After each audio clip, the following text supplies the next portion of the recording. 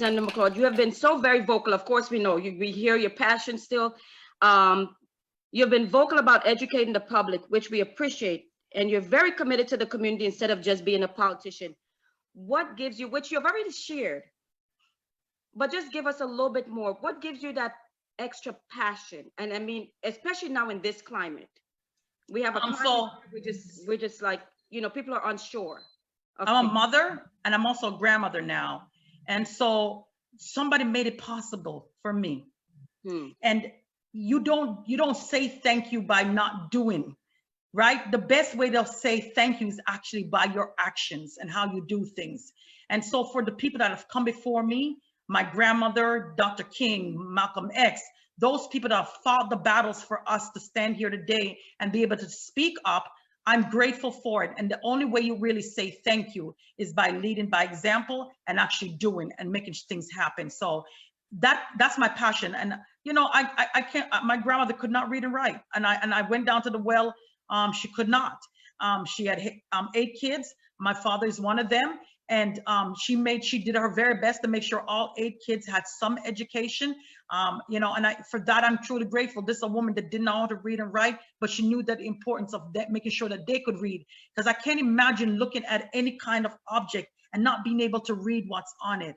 And she lived in that world, but her granddaughter doesn't. And today her granddaughter is sitting in the House of Representatives in a country that she probably, in a state that she probably never would have imagined. But because of her sheer determination and will, I stand there so proudly to represent her and my family every day. And the people that of the Caribbean descent that have always been fighters in this country, stood up when other people gave up. There have been so many Caribbean people that have made an impact in the United States. And I'm just one of those carrying on that legacy. And so is everyone in this chat right now. We're all carrying on that legacy of people that have always stood firm and stood tall and be proud of who they are. Awesome. And we salute your grandmother. There's something about grandmothers. Yes. Madamak, big up. Big up, yes. Something about grandmas that we just love grandmas. Yes, absolutely.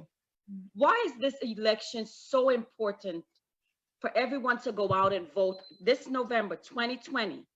Why is it so important? Can you tell? Absolutely, I can articulate that. So first of all, we need to get good candidates elected in the primary. So that's why the primary is about picking those candidates that is going to go up. November is a critical election. We now know what leadership looks like when it's not working. And we do not want to have that repeated again. 100 million people did not vote in 2016. And as a result, yes, can you repeat that number? 100 million people did not vote in 2016. And as a result, we now have this dude, Trump, sitting in the White House, and it is clear that his intellectual critical thinking is very low, if there is any at all. And I think this is a problem that we face, because at the end of the day, it is on us that he sits there, because if you didn't show up, then you're part of the reason why he sits there. It is critical because fundamentally, we're going to decide how we treat people. When you have people saying, if they die, so what? We need the economy to come back up. You have no plan. You tell people to drink disinfectant because you basically, something pops in your head and you think that you can just blurt it out. That is not leadership. Leadership is something that you want the best for everyone else. That's leadership. Leadership takes where you can also put yourself away from it and allow someone else to become. You know, I think it is incumbent on us, if we want change, for us to be the change we see. And again, leadership matters.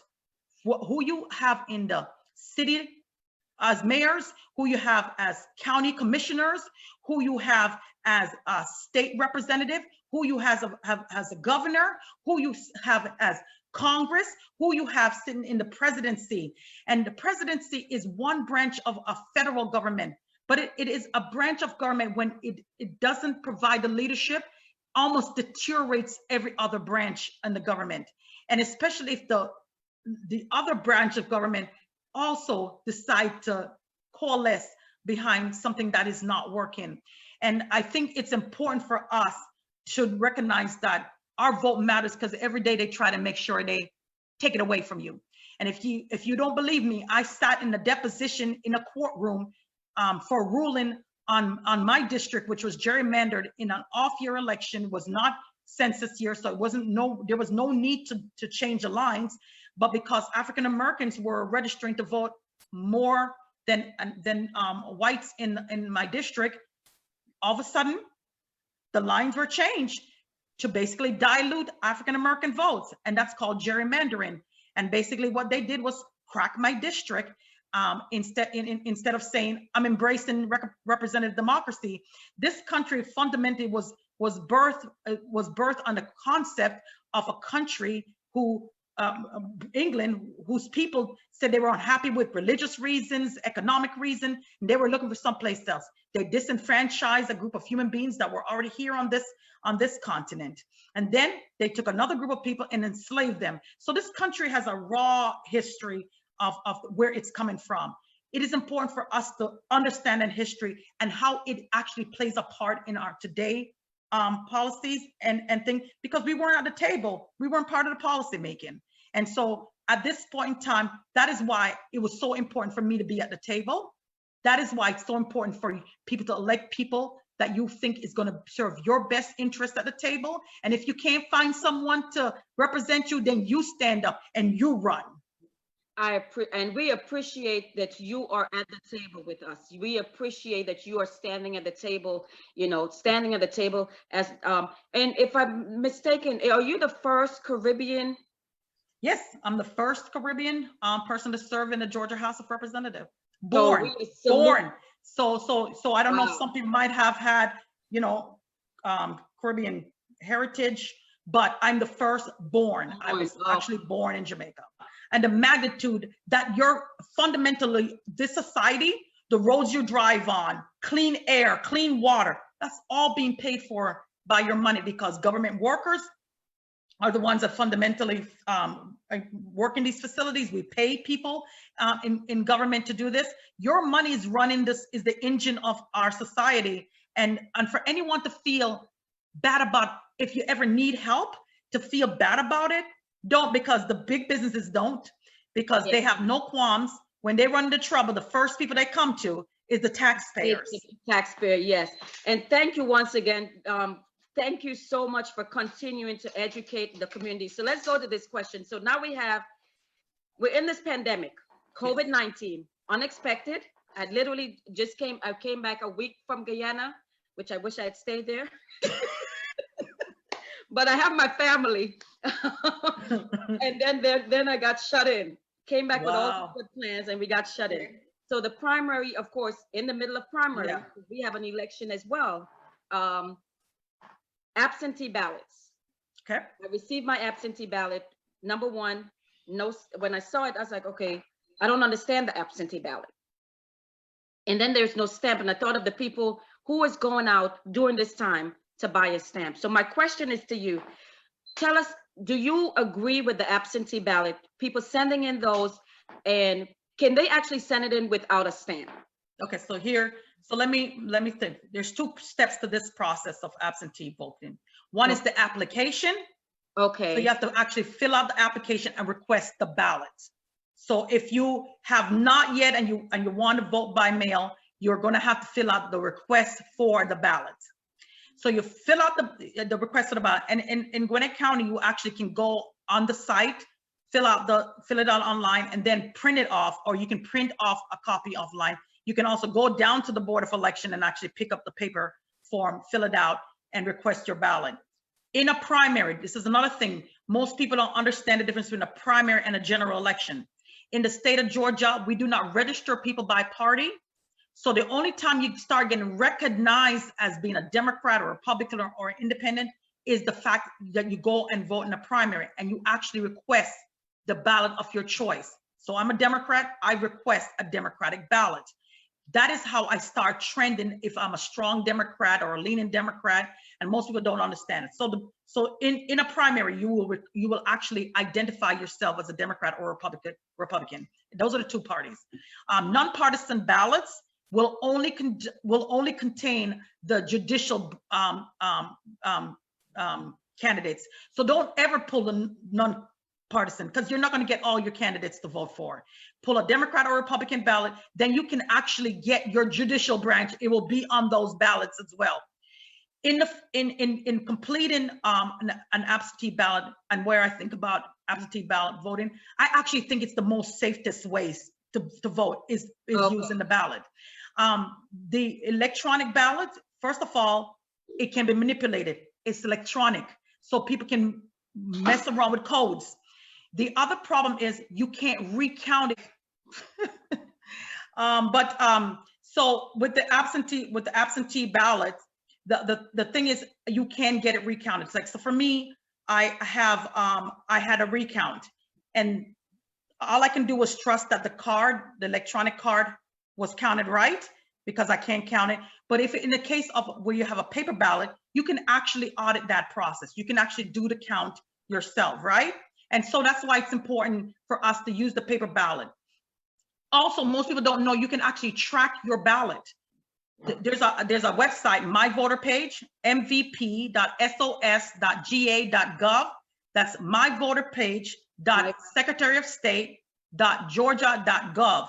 And on that page, when you put in your first initial, your last name, your date of birth, and the county you're registered in, you'll go into a page that says everything about you. That's your address, what districts you live in. On the left side of the page towards the bottom, there's a section that says ballot status.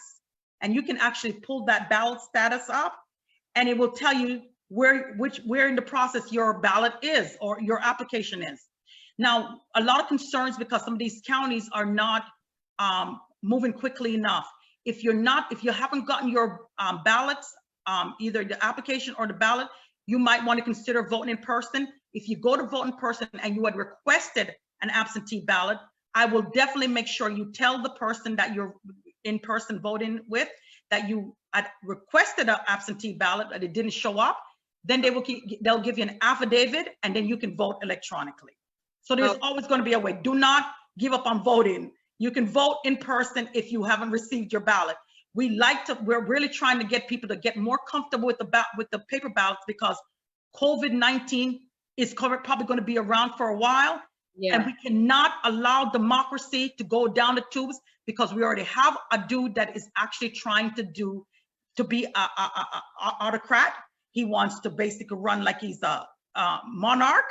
And so if we allow that to happen, then it's on us. And so any way we can do to make sure we stop that, and the most important part of stopping that is actually voting. So one of the question that I had for you, as Caribbean, the diasporas we're here, how can we get involved in just being involved and engaged? So there, even before I became a citizen of this country, I was a green card holder. I was always involved. So all this time with President Obama's campaign, I was not a citizen. So you can look for somebody who's running for office and join their campaign, help them out, make phone calls. We're probably not going to get to the door to door, but we might be able to do some lit drops where you actually go to doors and put something on somebody's door. But you can get involved in different ways. There's different nonprofit organizations that you can get in. But if you're looking on the political scale, definitely a campaign, especially a grassroots campaign, is a really good place to start. Being a person who actually gets your family to go out and vote, that's something. Because you got the ones that say, I ain't going out, it ain't doing nothing for me. So if you are able to at least get your family members to go out and vote, that's also doing something civically. Registering people to vote, putting links on it, sharing your link, somebody's link on your page. That's another way, especially now where a lot of stuff is virtually. I would love for everybody to come to my page. It's Donna Mcleod. It's MCLEOD. So the DONNA MCLEOD 105. That's my Facebook page, political page. I also have a regular page, but that's usually maxed out. So Because you would, yes, I tried to get on, but it was maxed out. Yes. So you can follow me on Facebook, and I always give information that you can share on your own page.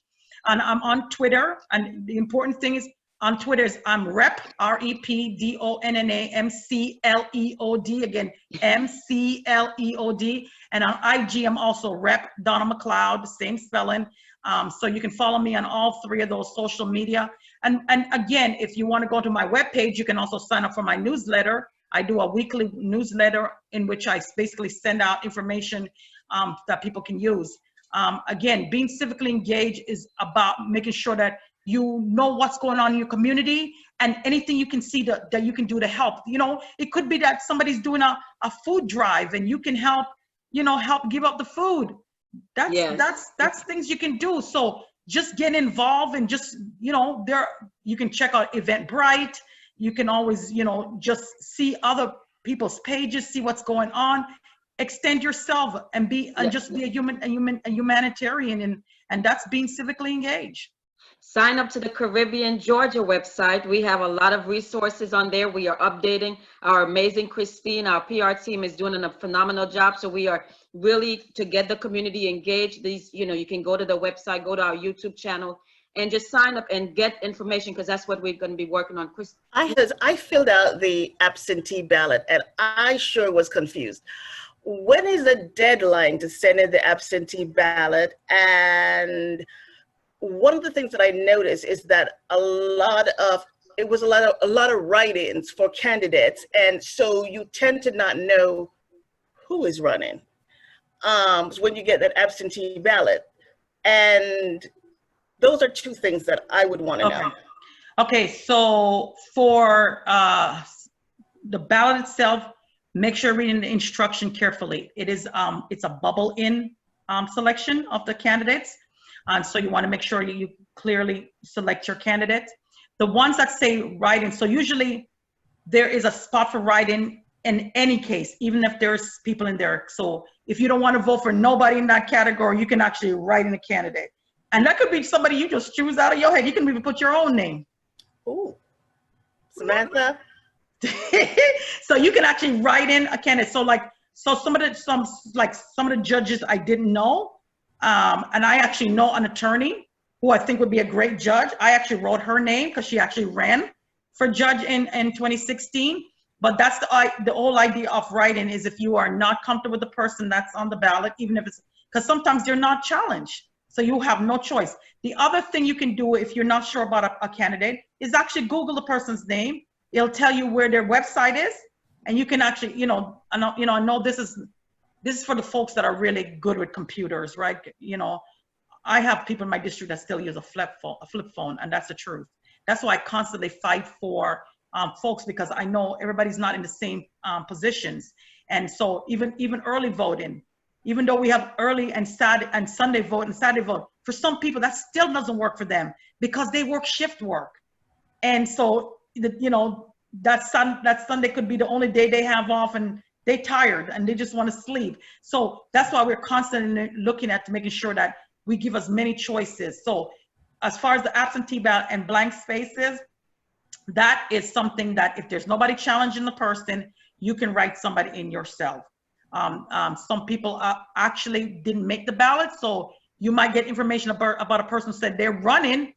Can you write their name in? So they'll send you a postcard saying, can you write my name in? It doesn't happen a lot because most of us do qualify, and so our name will be on the ballot. If you didn't qualify in time, then you go to be a write-in candidate, and you actually have to go through the Secretary of State and get your name to be a write-in candidate, and then you can campaign like somebody who's on the ballot. The only thing is you're basically asking people to write your name in. Yes, so you have to read the ballot carefully. If there's someone you don't know, you can skip the vote. You don't have to vote in that category if you don't feel comfortable. The important thing about the ballot is there is a enclosure. Basically, it's an 8.5 by 11 sheet of paper. It's folded in half, and it says official absentee ballot. That piece of paper that's folded in half, you have to take your completed ballot and put it inside of that sleeve. Then you take that sleeve and put it inside your envelope. Yeah. In regards to paying postage, So recently, the Secretary of State, I know like Gwinnett County, even if you didn't have a stamp on it, the post office was delivering. The Supreme Court of Georgia just ruled that that is not going to be unconstitutional. It's going to be, if you don't put a stamp on it, your ballot could be thrown away. That's what they said. Yeah. So one of the things that we're working on for the November election, if we go back, we're still under quarantine and we still have COVID running wild, is to actually put it in the budget that postage should be paid before we get it. Because if you notice your paper voter application when you're registering to vote, that's actually a paid. So all of those are paid. All you'd have to do is tear off the adhesive part, seal the envelope, and put it in the mail. Postage is paid. Gwinnett County had said that the post office, even if they didn't see a stamp on it, they were going to honor it. What I did today, I actually took my ballot in. I walked my ballot into the Board of Elections and dropped it in the drop box inside. It's a 55-cent stamp. The problem is with a lot of people shelter in place. So if you know anyone, buy a roll of stamps. Another way of doing some community service. There you go. There you go. If somebody's saying, I don't have a stamp, we could put, if you need a stamp, let us know. 55 cents. Get it to that person so they can mail their ballot. Now? It only takes a 55-cent stamp. 55. I didn't know it was. I didn't know it went up. 55 cents. 55. Oh yeah. Yeah, I buy Forever stamps, so I never ask the price anymore. But the stamps are 55 cents. Yeah. Wow. When is the deadline for the absentee ballot? Say somebody wanted to send it in and they have it laying around their house and. They said June 5th, but obviously that's too late. Okay. Okay. Right. So For you to they be get it in counted now. that night. You'll probably be counted, once they do the final count, you'll probably be counted. I think June 5th is if you have an absentee ballot, I suggest that you get it in before May ends. Okay. Because in-person voting is already beginning. They have early voting starting on Monday. And so you can check your county website as to where your locations are for early voting. So early voting is already starting. So yeah, early in-person voting starting on Monday. Is it different for every county? No, I believe Early that's voting. every county. It's the locations that might be different and times might be different. But I believe every county starts their early vote. I think all 159 counties. Now remember, guys, we live in a metro area. Sometimes we get confused, right? Because they're very small towns too in the state of Georgia. So sometimes they don't have as much early voting times as we do because we have the bulk of the numbers of people. And so the larger the population, the more time you're going to need to get people to vote. But I have Southern representatives that represent the southern part of Georgia.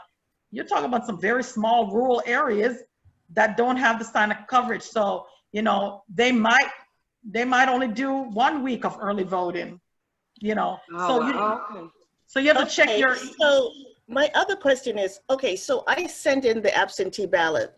So am I still, just say there's a, COVID kind of flare up, which I doubt it will.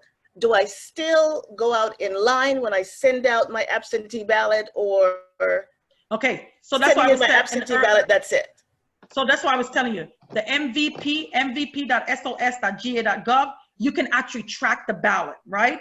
So once you've mailed your ballot, you can actually, if you're concerned that your ballot is not going to be counted, or you haven't gotten your absentee ballot application and you're worried about it, you can actually walk into the board of or your voting location.